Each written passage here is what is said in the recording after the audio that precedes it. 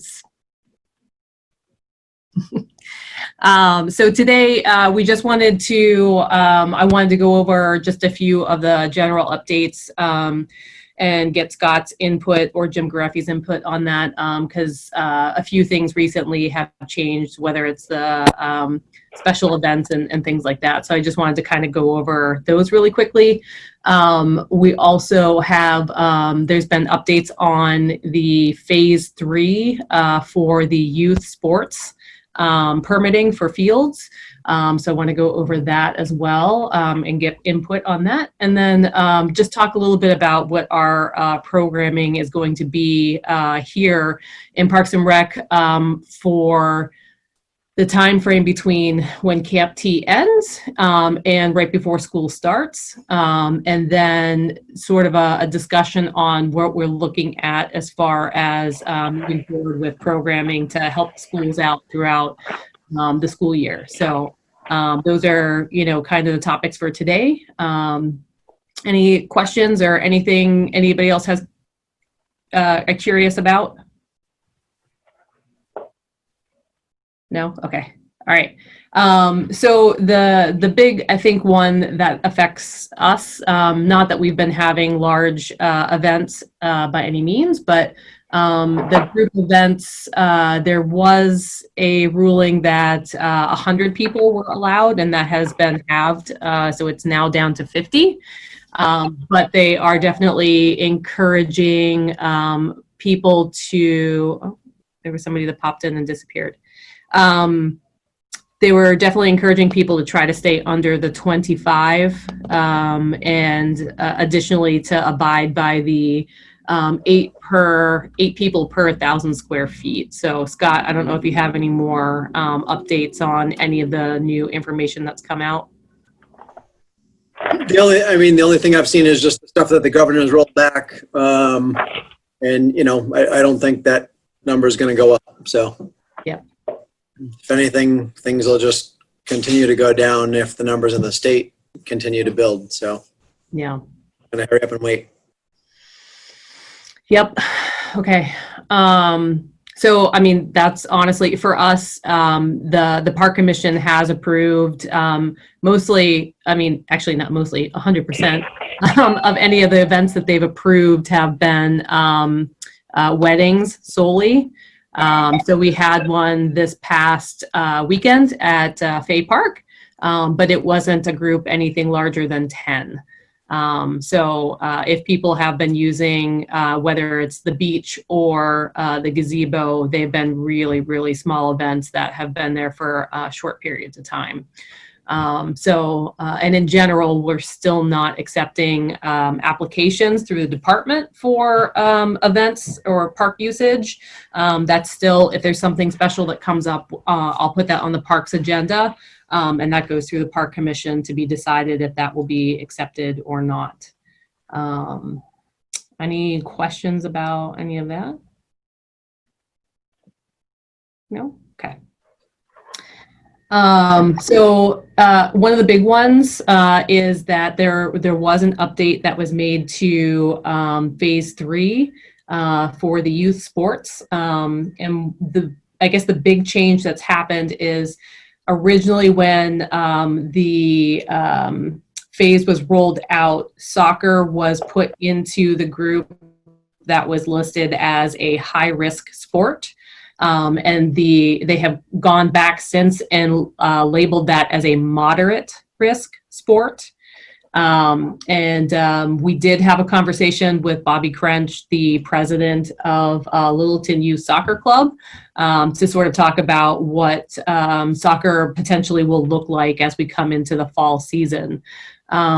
So I think, you know, one of the things that we talked about was potential of some of the modifications. You know, I think there's certain activities that happen in soccer that could be considered contact, right, and a high risk. So, you know, one of the things that they've talked about was possibly modifying the game, how it's played a little bit.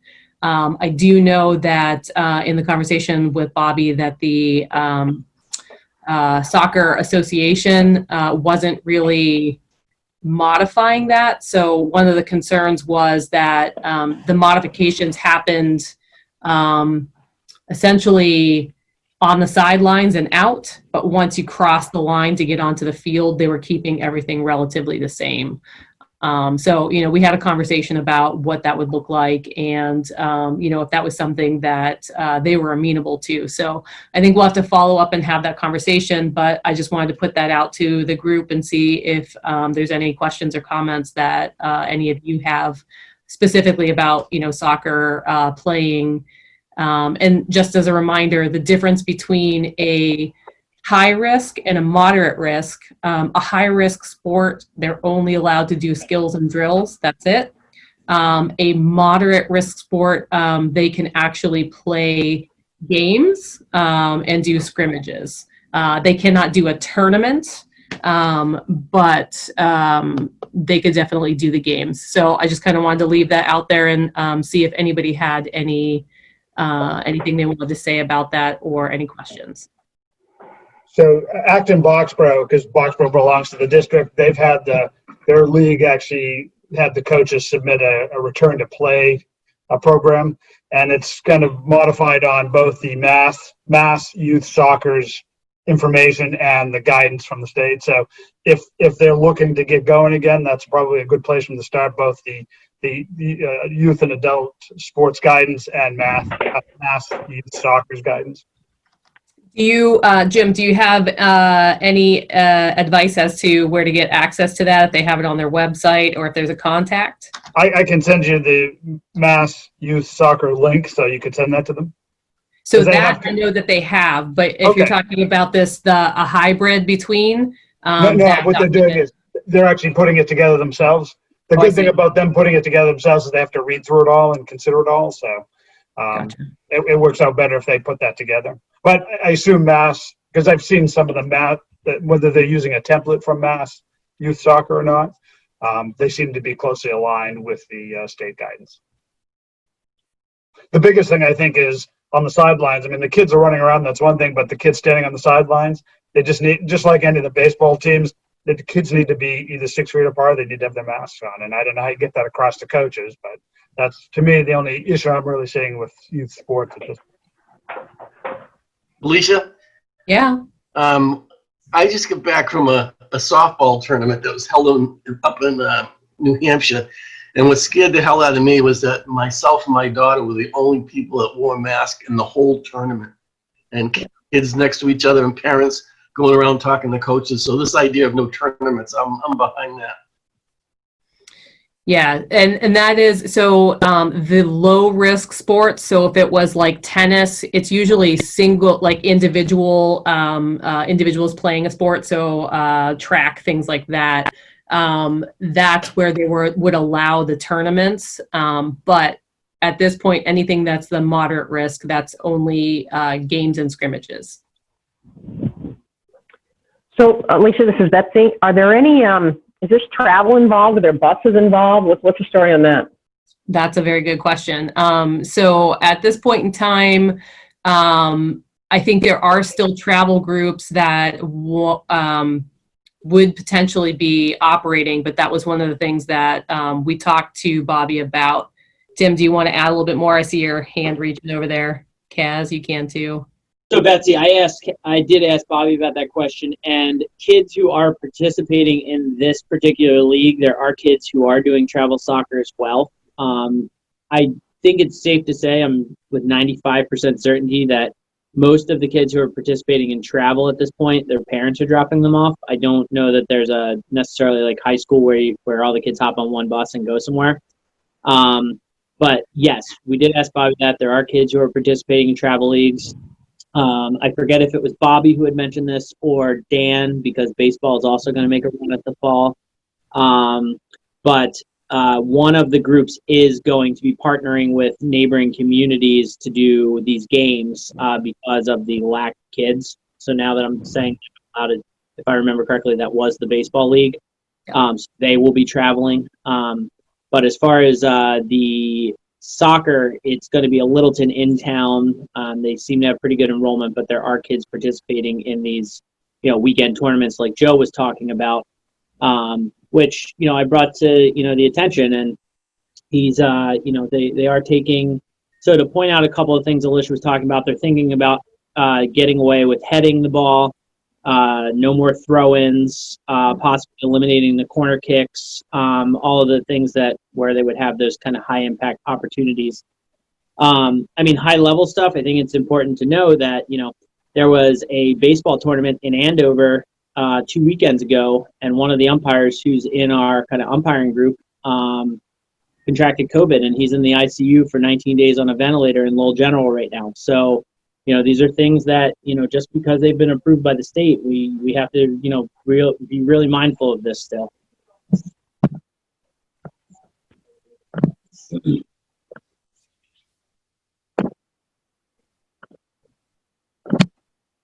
That was all I Yeah, had. are you going to add something, Kaz? Yeah, I want to make it clear that umpire didn't contract COVID from umpiring. It was softball girls tournament, but I just meant he was still at the tournament when he was positive. Yeah, true, very true. And I was talking to some of the people on the board about soccer, and they're talking about doing all in-town stuff for their program. I know that there's kids doing other things that do travel, but just so you know that I had talked to one of the guys on Sunday about it. They're going to do all in town for Littleton youth, from what I understand. And when we had the conversation with Bobby, he was very amenable to making it as safe as possible. That was something that was very important to him. So, we'll work with him and try to work out one of these management plans that's part of the permitting process. But it's just something that, that was a change in one of the phases. So I wanted to bring it to the group and, just have that open as a discussion point and see if, again, folks had any questions or any comments on it. All right, so that brings us to our last point here, which is the discussion on future programming. So John, I just kind of want you to talk a little bit about, so one of the things that has happened is the Massachusetts Teachers Union was approved to have the 10-day delay for the start of school. So essentially, Littleton Public Schools, I believe that it's been approved, is not starting until September 16th. So we have extended our Camp T programming to go from, essentially it'll start next week, and then will end on September 11th. So we'll give an extra 4 weeks of, childcare options to families in that interim time. So what that's going to look like is we're going to operate a traditional playground program, is what they're typically called in the recreation field. So essentially, the kids will be dropped off at one of the parks. We'll have staff. They'll have organized activities and supervised lunch, all that kind of stuff. I think one thing that we're going to do a little bit differently is normally they all take place in like you would go to the same park every single day for the week. So one of the things that we've talked about is, taking advantage of the lake. And so we would mix up that, we would have one day at Castle in the Trees and then one day down at Long Lake Beach. Just because, we've had some really seriously hot days and, to have kids have access to the water is going to be super important. So, John, I don't know if you want to talk about that a little bit more. Right now we got between 20 and 30 kids signed up a week right now. All K through 6, same grade, same all the other things that have to do with Camp T. We're talking about just rotating between Castle and Trees and Long Lake Beach with like a sanitation policy, sort of like we've used at Jim Knows at camp, where we sort of spray down the equipment out there. But we're gonna have our same staff with Rachel and Katie as part of that, and just going to be an 8:30 drop off till 9 and a 1:30 to 2 pickup, and like I said, we're going to bounce between the two locations. We got Rachel right now. She's working on a schedule of where, because we're going to try to look at the weather and use like the hotter days for the beach and the cooler days for the playground area. So try to get something set today as far as where we're going to be each day. So this is intended for the smaller kids then? I'm sorry. Kids entering kindergarten through entering 6th grade. So it's a pretty wide range. What's your plan for inclement weather? If it's a very, it's a washout, we're going to cancel. Got it. If there's thunderstorms getting ready to roll in, we're going to keep an eye on that, and we're going to just give an early pickup. So that those additional weeks will just be all outside and won't be at Shaker Lane at all. Yeah, we're outside this week, where we were asked to leave school on the 7th, so we're all behind the school in tents out there. That was kind of all they really allowed us to use for, at least, we have a little bit indoor access for some of the supplies and things, but the kids are completely 100% outside right now. So since you're operating under a camp license that has a deadline, we'll need to have you kind of give us what the modifications are going to be, because there's all the healthcare considerations and all of that, and program considerations, how that stuff's going to be handled. So how you're going to handle not having the camp at the location that you have it, so that we can, and ask for the extension so the license can be extended with the new program. Right. I thought that the state came out and granted an automatic extension through the middle. Not that I'm aware of, no, because that license is done at local level. Okay. Yeah, I just saw something on the guidelines about the. I'll have to read it again. As far as the modifications to the policies and procedures, if we're operating, we're using the camp model, but I know Alicia mentioned that we were going to extend the Camp T, but I thought, Alicia, maybe you can correct me, we were operating under a playground program, so it wasn't quite the same. So, yeah, so that's my mistake. I shouldn't use the camp word in there. So it would be a typical playground program, which does not have to, as far as I'm aware of, does not have to have the licensure. Nope, there's an exemption for town, and that means if all the staff are getting a paycheck from the Parks Department, essentially, to get that exemption. It's not operated by some third party or something like that. So it's all your staff paid by the town. Yep. Okay. Correct. Yep. There's an exemption. Absolutely. For that. So as long as you don't call it Camp T, then you don't have to be. People don't think it's a camp. It doesn't have to have a camp license. Okay. Yep. Tim, you're on mute. Jim, I'll forward this over to you, but effective August 3rd, all summer camps were given a grant by the state to be extended through September 30th. So the state just said their licenses were good? Yeah, the state Because they didn't tell us. Yeah, no, they August 3rd in the announcement that came out, like I said, I'll forward this on to you, but it was everybody had a blanket extension through September 30th because of the nobody knew what was going on with schools at the time, and then the pushback to September 16th. So is that in the EEC document? Yeah. Okay, because typically, again, from what we've been told on the public health side, is that camps need to apply for that extension. So I'd be interested in seeing that, because we haven't seen anything from public health. Okay, no worries. But as far as this is concerned, we are going to run this as a straight up playground program. So we're not going to operate it under the camp licensure. Okay. Were there any other questions about that program specifically?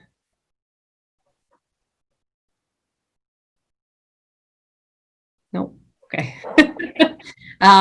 So then, one of the other pieces that is still in the works, we don't have a whole lot of information on it, but we are trying to create programming. So I guess let me reverse for a second.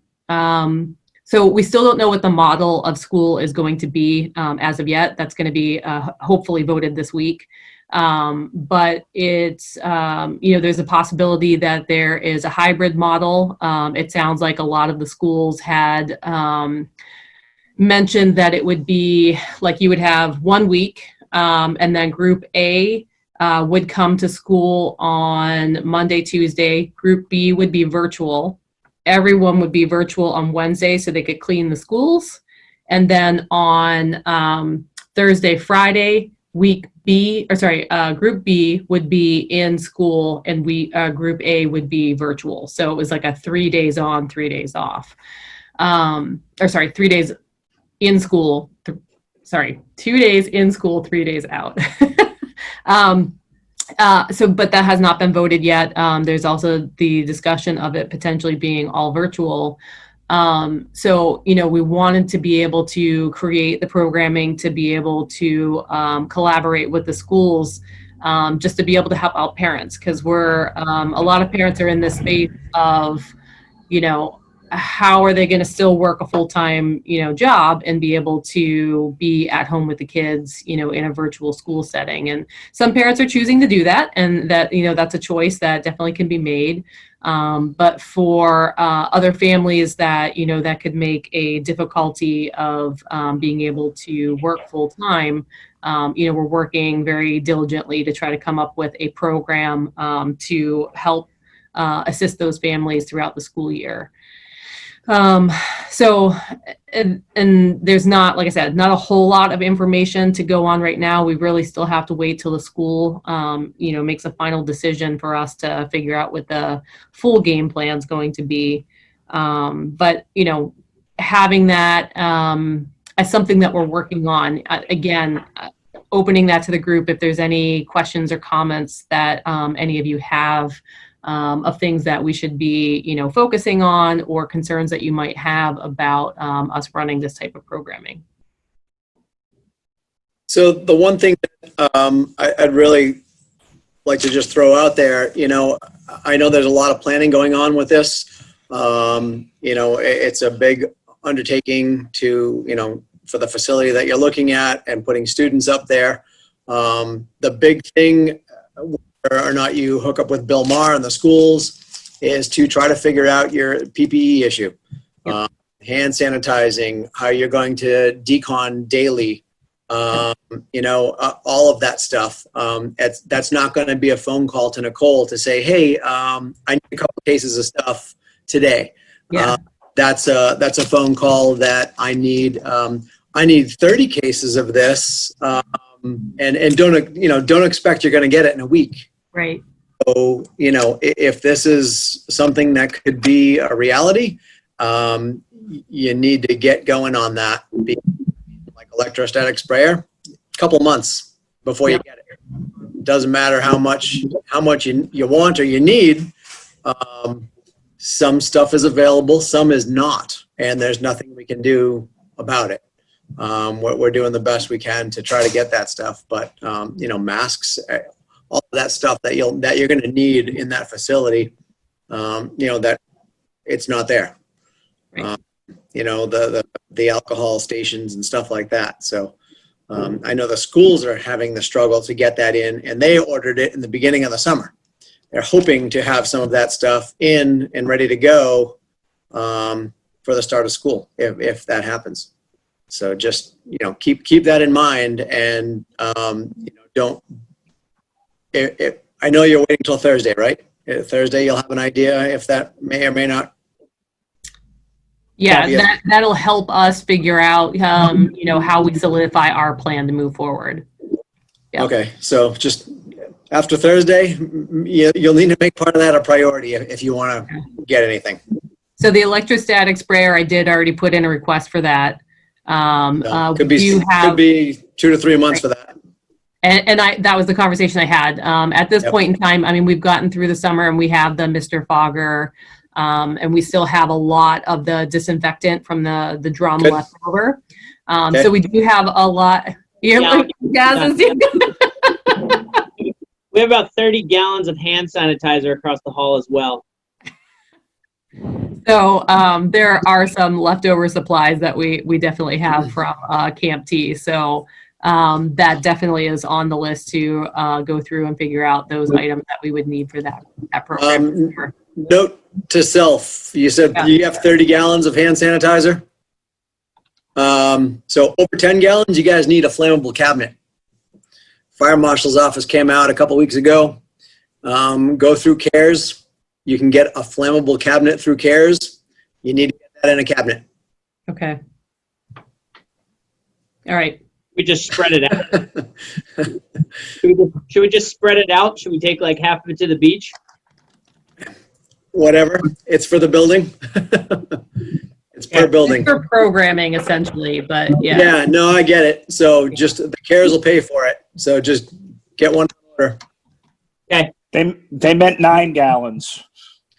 I get it. Move that stuff around. Understood, sir. So, I don't know when the last time somebody flicked a match at hand sanitizer, but It only take one person to do it, though. Something screwy things happen. So absolutely. So just yeah, get on that. I have a cabinet at the sea container at the beach, so I'll take some of it down there with me and just lighten the load that's here.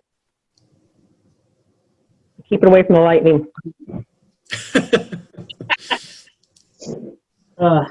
Thank you for the information, Scott. I had no idea.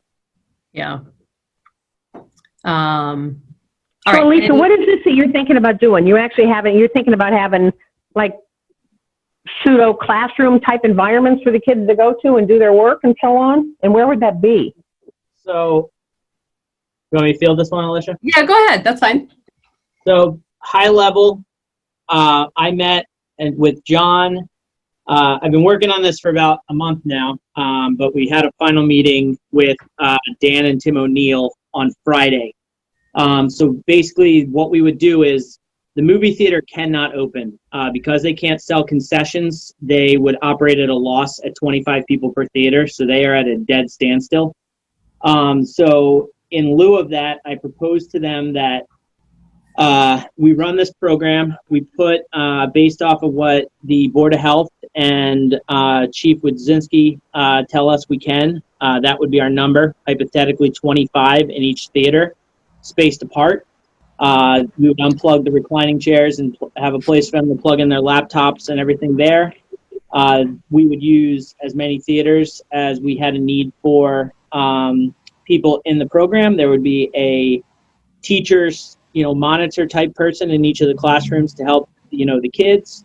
We would have a janitor and a nurse just like at Camp T, and then the outside area that runs towards the east side of the building, that long parking lot up the hill, we would have a place to do physical phys ed, snacks, and outdoor lunch and recess when available. In return, obviously we're trying to sharpen our pencils and come up with the right price point. And right now we're looking at school guidelines versus emergency childcare guidelines versus park and rec guidelines to see where we fit. We're looking at, should we become a licensed childcare facility that in the event things go backwards, that we still have the ability to remain open as emergency childcare for people who would need it. But I have a lot of answers to get to Jim Graffi and to loop people back in on. I'm actually sitting here reading through documents and sending emails to my colleagues right now, trying to get a couple of the answers. I had a phone call with Jim prior to this, just seeing what information I would need to supply to him and the Board of Health. But that is kind of the blanket plan as far as what we would look at doing. We would have the same drop-off procedure as Camp T, where one car pulls up at a time. The parents would be doing an attestation form just like they do with Camp T. We do a temperature check just like they did. And any kind of disqualifiers, would obviously turn you away for the day. And then we would follow, in theory, what the in-school schedule looks like. So like Alicia said, in theory, what it's looking like is that if I had a child, my child would be A. If you had a child, your child would be B. So my child, in theory, would be off, not going to school Monday, Tuesday, Wednesday. So they would be enrolled in this program Monday, Tuesday, Wednesday. They would be in the same movie theater classroom every single day. And then your child B would come on Wednesday, Thursday, Friday, or something to that effect. We still haven't figured out the logistics of if we're going to have Wednesday as a break to do sanitization, just like the schools are thinking about doing. But we're still kind of washing all that stuff out right now. So that's kind of like the high level that we have so far. Pretty creative, I would say. Cool. Thank you. So more to come. As soon as we know on Thursday what the schools are going to do, I would say we have about 3 full days worth of work to give a proposal to Jim and the Board of Health to give to the fire chief.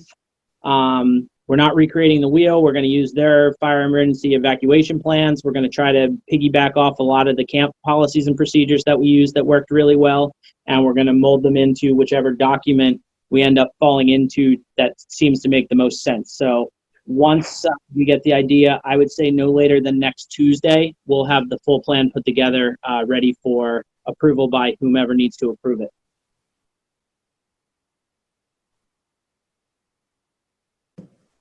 Sounds good. Anybody else? Interesting times. I know. You think? We'll say that we're having a parent forum tonight with parents we know are interested to get some feedback on how they want it to look a little bit. So we have like 7 or 8 parents, representatives from the PTA, to discuss this program and see kind of like their input and their thoughts too. So we are including community as well and coming up with this program. And having enough adults for monitors and so on in these groupings, you think that's not a problem? So that's one thing, the staffing piece, we have to figure that out. John, you unmuted yourself, so I don't know if you wanted to talk about it. No, we're working on that too. I mean, that's a work in progress. Who's going to be the acting principal? You. I hear he's kind of a pushover, though. Spitballs. Those are definitely not. Spittle balls. So yeah, there's a lot that still has to be worked out, but we will do it. We've had pretty tight deadlines in the past, and we had our last MRPA meeting, and I think somebody said we're normally operating 6 to 9 months ahead of time, and these days we're lucky if we're able to do 6 to 9 days. So these guys have done an amazing job of just staying on top of everything and keeping the programs going. So we're really lucky to have the awesome staff that we have here. So these guys are phenomenal. All right. Any other questions, comments, concerns before we call it a day? Nope. Okay. Awesome. Thank you all so much for your time. It's really appreciated. And if we have any updates and changes, I'll keep making the agendas as we go along as there's changes with the state. So whether we go back, whether we go forward, or whether there's any updates, I think it makes sense for us all to meet and discuss and kind of be on the same page. So again, I appreciate all your time. It's very important for us, and we're glad that you are being involved in the process. That's great. Thank you. Good luck. Okay. Thanks, everybody. Right. Thanks, Alicia. Take care. Take care. Thank you, everybody.